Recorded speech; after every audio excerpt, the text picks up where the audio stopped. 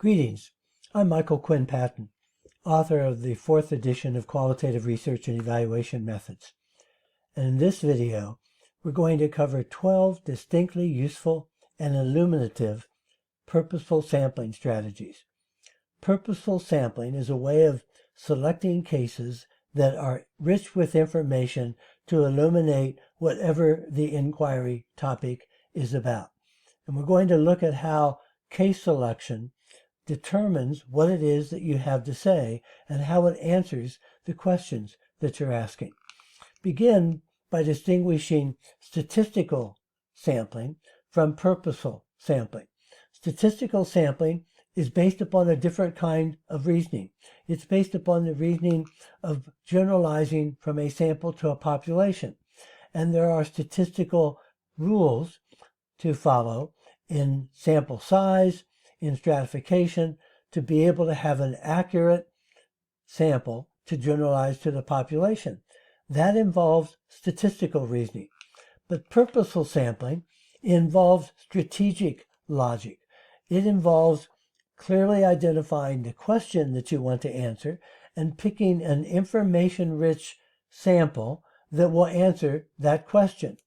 And we're going to see how that strategy plays out so that each kind of sample is selected to answer a particular question. That's the sampling logic of purposeful sampling. So let's begin with outlier sampling. Outlier sampling is a way of identifying and asking questions about excellence, success, high achievement in the normal distribution of a population. The outliers are on the far end of the curve, and in many cases, statisticians will eliminate the outliers to get a more accurate statistical analysis without the distortions of those long tails. But those long tails, those outliers, can often contain rich information about the nature of success. And some of the most influential books and studies that have been done in different fields have been based upon this kind of sampling. The example of the book In Search of Excellence, one of the most influential books in management, was a study of some 30 high-performing corporations looking at the factors that they had in common and identified 7 themes that characterized excellence in private sector corporations. And so they selected those companies that had market share, that had high prestige, that had a high return on capital, and studied what they had in common. Malcolm Gladwell did a book about individuals who were outliers, people like Bill Gates who are highly successful, and looked at what those people had in common. Asking the question, what patterns characterize success? What factors contribute to successes? And if you're going to study success, then you're going to sample success. That's the logic of purposeful sampling. You pick the sample to answer the questions that you have. Success outliers then may be especially illuminative about what characteristics people who go through programs and do really well have in common. And by learning that, you may be able to increase the people who share those characteristics, increase the number of successes by better understanding success. One of the more famous examples of this, an influential example that has led to a major movement in individual and organizational effectiveness, is Stephen Covey's book on the 7 habits of highly effective people. He identified a group of people who seemed to have figured out the balance between work and family life, between financial security and returning to the community the things that they had benefited from the community, volunteer activity, leaders, mentors, people who were recognized as wise and whose advice was sought out, what were the lessons about that could be gleaned from these highly effective people. And that gave rise to a whole genre of people. The 6 habits of highly effective teams, the 5 habits of highly motivational and inspiring teachers, and Covey's 8th habit, from effectiveness to greatness. So this is a genre that gives us insights into excellence, into success. And as a culture, we hunger for those insights. Lee Shore did an important book looking at highly effective programs serving people with poverty, extracted 7 cross-cutting lessons about how to break the cycle of disadvantage with highly effective programs that she did case studies on. This is Outlier sampling, and it's a powerful way to illuminate the factors related to success.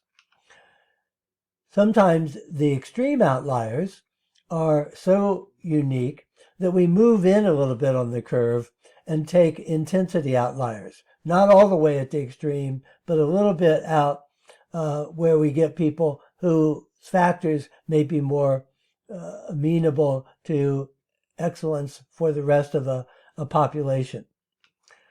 Positive deviance is a different kind of strategy that looks at naturally occurring successes in a setting, so that with positive deviance, we're looking for examples that occur in communities, in organizations, among people where they have naturally demonstrated excellence.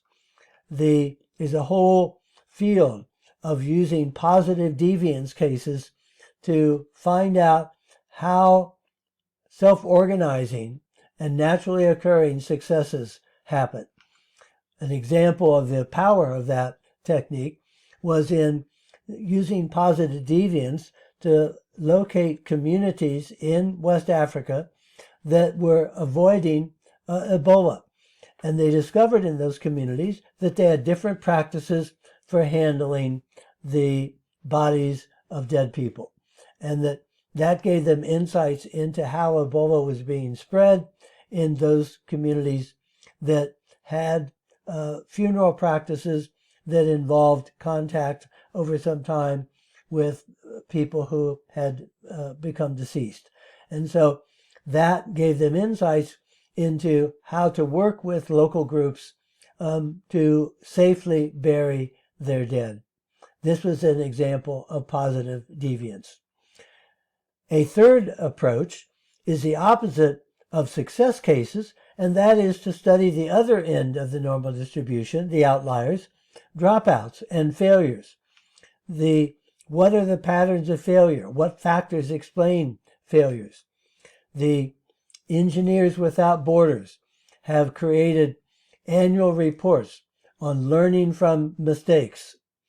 They have published years of examples, especially mistakes around how to engage communities in engineering projects, how to take into account the effects of engineering projects on power, on gender, on community well-being, who benefits, on how to be able to ensure the maintenance of those projects.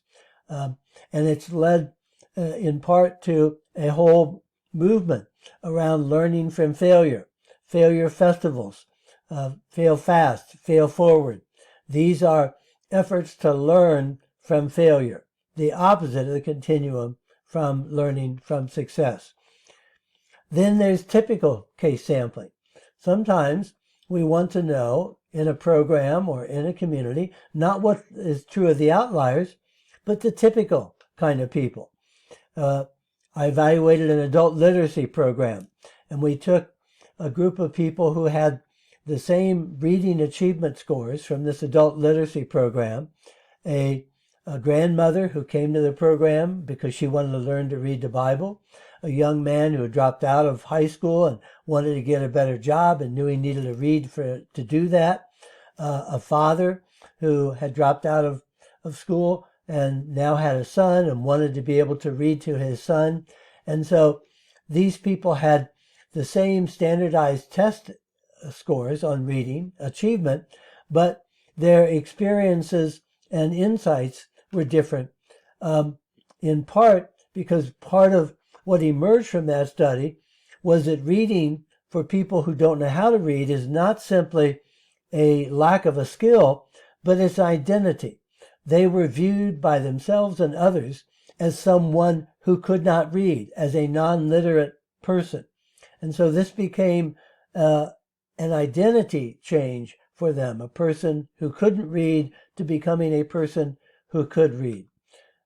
So typical case sampling is used to put stories on numbers, to humanize findings, to document diversity across some standardized numbers. And that's a powerful way to help policymakers, to help users of information understand what the numbers mean in terms of the actual lives and stories of the people we interview. So we've done with high success cases, failures, typical cases.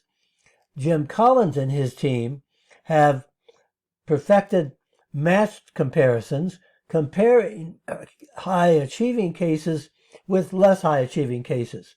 His book on Good to Great took a sample of companies in different industries where these two companies in each industry had started out with similar numbers, market share, profitability, prestige, and over time one had gone on to greatness and the other stayed good. And he identified with his team and through case studies and these matched comparisons the factors that led from good to great. Used a similar kind of methodology in sampling for companies built to last, successful cases that were known for their sustainability versus those that didn't make it. In Great by Choice, he looked at compared companies that thrived during the 2008 major recession and those that went out of business or really struggled during that recession. Matched comparisons to learn the difference between good and great, between those who thrive under adversity and those who don't make it.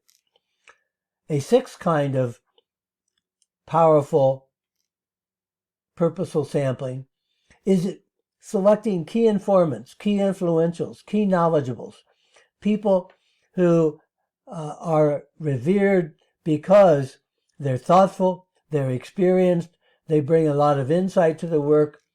Elliot Eisner has identified this as connoisseurship evaluation, finding people who are knowledgeable, who are experts, and tapping in to their expertise to illuminate a particular problem. And so you have to identify and have ways of figuring out who has that expertise. What we've learned is it's most helpful to focus on current knowledge and expertise, but do your homework in finding out what the basis of this knowledge and expertise is. I get contacted once or twice a month of people who want to interview me as a key informant, as a key knowledgeable about evaluation or about qualitative methods. Doctoral students doing dissertations, people working for foundations who are looking for key knowledgeables and key informants around these particular areas of expertise. And I'm regularly struck by how the people who contacted me to be a part of their sample have not done their homework. They haven't read what I've written. They haven't looked at the articles that I've published or the videos like this one that I've done. They simply heard that I was knowledgeable, they see that I've written books, and they contact me, but haven't done their homework. And I don't find myself receptive to those invitations. What you want to do is know the backgrounds and the contributions of key informants and key knowledgeables, and then use an interview with them to build on that knowledge. There's also good reason to be wary of asking key informants to be predictors. There's a whole literature around the fallibility of experts in predicting the future. Doesn't mean you don't ask about it, but be wary. Be careful, because experts get it wrong as often as they get it right. And there's a tyranny of expertise that can overweight that expertise. So it's valuable information. What do they think is going to happen based upon their knowledge of what has happened? But be thoughtful about how their perspective is based upon past experience, and may in fact not be a good predictor of the future when you go to interpret those data. An alternative to sampling high expertise and connoisseurs is sampling ordinary working people, people that Malcolm Gladwell describes as people in the middle. He wrote in his book on What the Dog Saw, which is a collection of stories about people who are working people. He said, you don't start at the top if you want to find the story. You start in the middle, because it's the people in the middle who do the actual work in the world. People at the top are self-conscious about what they say, and rightfully so, he adds, because they have power and privilege to protect. And self-consciousness is the enemy of interestinglessness. He's looking for people who are interesting, and his experience is, and he has broad experience interviewing hundreds of people for his books, that experts are more cautious about really revealing themselves than are people who do ordinary work, who are really interesting because they're in the trenches and know what they're doing. So that's a different kind of sample that involves a different kind of question. Studs Terkel, the great journalist and qualitative researcher, was an expert at getting working people to share their lives. People talk about what they do all day and how they feel about what they do, was the basis for his book on working. So how do you locate these people? Experts, ordinary people, success cases, typical cases. Well, one approach is snowball sampling or emergent case sampling, where you identify some people who fit your characteristics of who you want to interview, and then ask them who else you might talk to. So Stephen Covey's 7 Habits of Highly Effective People was based upon snowball sampling, where he began by identifying some people who he wanted to interview, who seemed to have it figured out, who were going to be good key informants about the nature of being highly competent, and then he asked them who they thought of in that way and who might be interviewed. Now I realize that some of you are in tropical climes and wonder about this notion of snowball sampling. So the term comes from the fact that you make snow people, snowmen, snow women, from rolling snow. And as you roll the snow, it accumulates. This is a cartoon from the book in which 2 people are watching skiers go down a hill in the cartoon and ask, which part of extreme snowball sampling are you having ethical doubts about? Not knowing where it will stop, or only interviewing the survivors?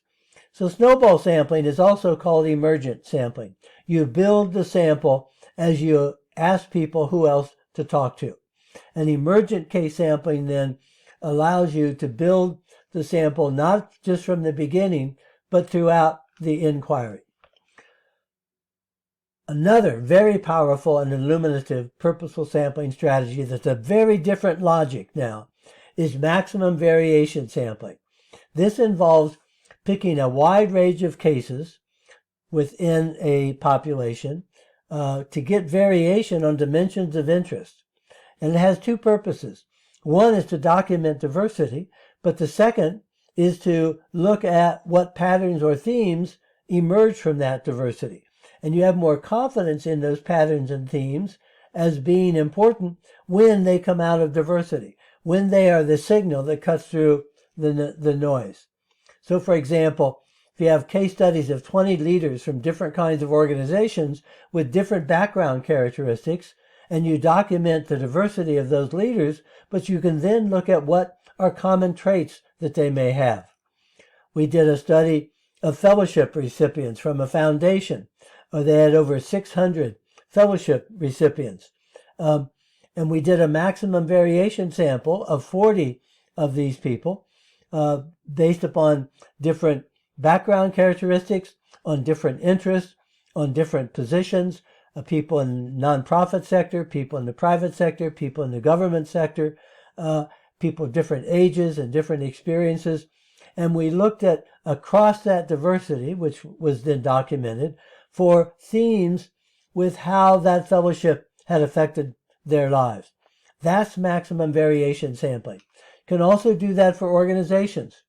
There are thousands of Head Start programs in the United States, programs preparing children, young children for schooling. An example is the Early Advance program for low-income infants, toddlers, pregnant women, and their families.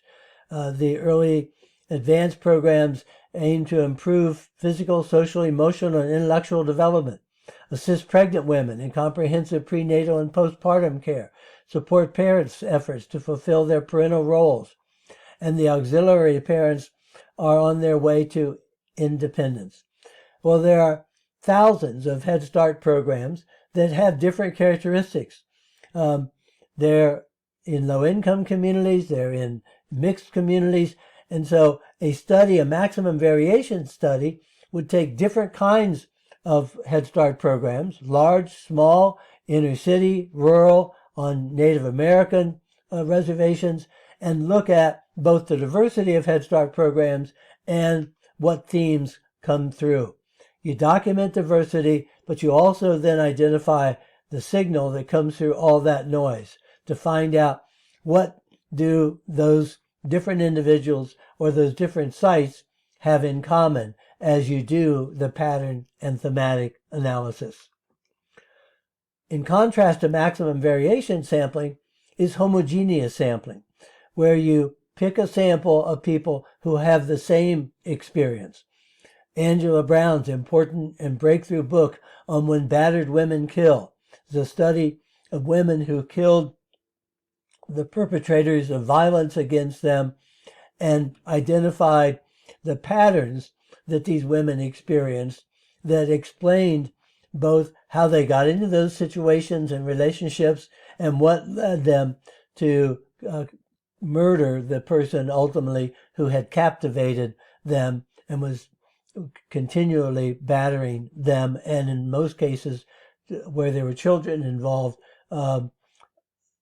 abusing the children as well. Homogeneous approaches also are characteristic of focus group participant selection, where you bring together a group of people who have some common backgrounds and interests to ask them questions about a particular product or a shared experience that they've had. While a lot of effort goes into planning focus groups and arranging them and contacting people, I find that many people doing focus groups for their research and evaluation end up just taking a convenient sample of people who they can get, who are available, instead of really thinking strategically about careful and thoughtful case selection to get people who are insightful, thoughtful, about their experience, reflective, and to bring them together to hear each other's responses and experiences and build on those together. And so focus group participant selection is critical to the quality of the results that you're going to get. A different kind of approach is to select an existing group, a team of people who already work together, and to make them the focus. So focus groups typically involve bringing together strangers or people who don't know each other particularly well to look at their shared experiences and insights. But a different group selection process is identifying a team of people and selecting that group to look at how they function as a team or a group and provide insights that way. There are many other purposeful sampling strategies. In the book, I have over 40 kinds of purposeful sampling. But the point of this video is to see the connection between the question and the sample. So by way of review and summary, let's look at the 12 purposeful sampling strategies as they might be applied to COVID-19. Then stressing the link between the question and the sampling strategy. The logic of purposeful sampling is that the question determines the sample. So if we're interested in understanding patterns that characterize success, factors that contribute to success in dealing with COVID-19, we could take a sample of people who didn't get COVID after these 2 years, or communities where the COVID rate is quite low, and see what did they do in particular to avoid getting COVID. What were their practices that we might learn from? A different question is, where do natural conditions support desired results? A positive deviant sampling. So a community where COVID rates were naturally very low without any particular interventions. And there are such communities. There are organizations that had very low incidences of COVID. What can be learned from those positive deviance examples? A third question is, what patterns characterize failure? What factors contributed to undesirable results? And the sampling strategy there is extreme group negative case sampling. Looking, for example, at the confusion of messages that came from the Centers for Disease Control and the political interference with the Centers for Disease Control that emerged early in the pandemic, and the implications of that political interference and the confusion of what to do could be characterized as a failure to learn from. Typical case sampling. What are the characteristics of typical cases? Early in the pandemic, it was difficult to determine just what was a typical case of COVID. And so as data accumulated and cases accumulated, typical case sampling began to give people a sense of what are mild cases, what are medium cases, what are severe cases, what's the range, what's typical. And now we have long COVID to deal with. What's typical of people who are asymptomatic. So you pick a particular kind of typical case and do in-depth case studies of those to learn what they mean, how they emerged, what they tell us. A fifth question is a matched comparison sample that answers the question, what factors distinguish highly successful cases from less successful or failing ones? And there's a large literature emerging about the policies of different countries, different Scandinavian countries, U.S., North America, Canada, African, Asian, Latin American countries, different national policies around COVID that allow matched comparisons to learn how policy intersects with culture, how policy intersects with different characteristics of populations. And so matching countries that took different directions is a way to learn from and distinguish these successful from less successful cases. And then key informant, key knowledgeable, key influential sampling to answer the question, what are the perspectives and insights of highly knowledgeable and influential people? So that especially knowledgeable are the frontline doctors and frontline medical personnel, the first responders, who learned a great deal about the challenges of both treating COVID and trying to mitigate against the spread of COVID. The key informants are still coming out of people who got deep knowledge about how the health system responded to COVID. What are the perspectives, insights, experiences, and behavior of working people? Sampling cases of ordinary people, both who are asymptomatic and who got COVID, as well as asking key informants or interviewing in the snowball sampling, who else should I interview? Who's got an interesting and important story that we could learn from for snowball sampling and emergent case sampling? And then the question of what patterns or themes are emergent among diverse cases. So maximum heterogeneity sampling, to take a group of 40 quite different people in a community, different by age, by background, by ethnic background, by employment, by social status, and looking at what their diversity of responses were to COVID, but also any themes or patterns that emerge across that diversity. A 10th example, what patterns or themes are emergent among highly similar cases.